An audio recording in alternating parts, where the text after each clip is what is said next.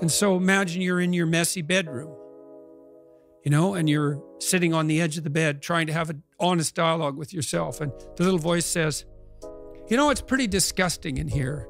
And you think, well, I'm way above such trivial niceties as organizing my room.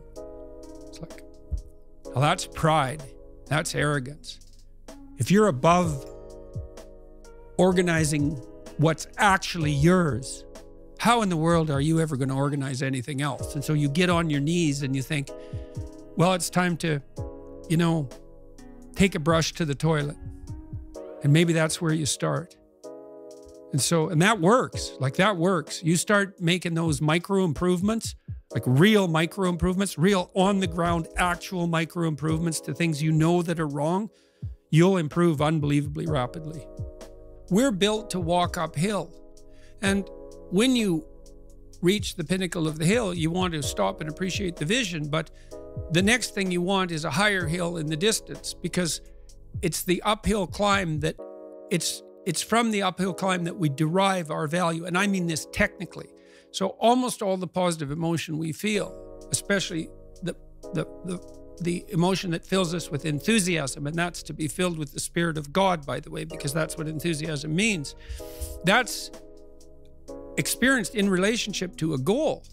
And so in some sense, and this is part of the religious enterprise, you want a goal that you can never attain, right? So you can always move closer to the goal that recedes as you move towards it. You think, well, that's frustrating. It's like Sisyphus pushing the rock uphill.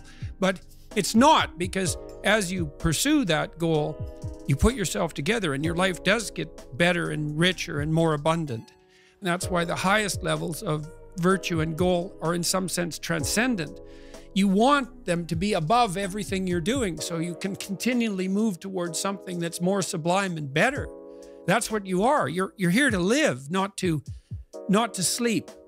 And the problem with the vision of Mai Tais on the beach is that, well, first of all, that's a vision of drug-induced unconsciousness. Second, it's only going to work for about a week. Third, you're going to be a laughingstock in a month and depressed and aimless and goalless. You want a horizon of ever-expanding possibility. And so it does happen to people because they've staked their soul on the attainment of an instrumental goal. And it can be a pretty high order goal. It was in your case. But then you think, well, now I'm there. Now what? Well, the answer can't be, well, I'm going to live in the lap of luxury and never have to leave the face. What do you want to be? A giant infant with a gold bottle? You never have to do anything but lay in your back and suck. It's like, well, you see the problem with that as a conceptualization.